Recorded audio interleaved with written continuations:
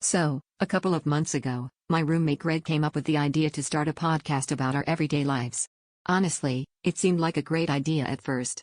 We both have a knack for getting into ridiculous situations, and people always told us we should have our own show. Greg was particularly enthusiastic, and he even claimed he had the perfect recording equipment to get us started. I was skeptical, but he insisted, swearing it was top-notch. Fast forward to a week later, and we were ready to launch our podcast empire. We decided to record a few episodes to get a backlog going, sharing stories about our misadventures and daily antics. Everything seemed to be going smoothly, and we were having the time of our lives.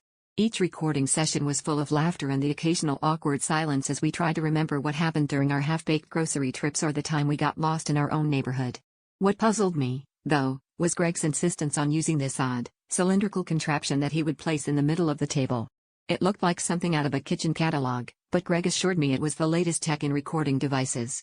I didn't question it too much. After all, he was the self-proclaimed gadget guru of the apartment. Weeks passed, and we decided it was time to edit the recordings and upload our first few episodes. Greg connected the recording device to his laptop, and that's when things started to get weird. Instead of the dulcet tones of our voices filling the room, we were met with the sound of nothing. Just silence. Greg looked perplexed, fiddling with the settings, mumbling something about audio input issues. As I leaned over to inspect the supposedly state-of-the-art equipment, it suddenly hit me, this wasn't a recording device at all. It was a cheese grater, and we'd been meticulously grating cheddar into the void for weeks. I burst out laughing, and Greg turned a shade of red I had never seen before.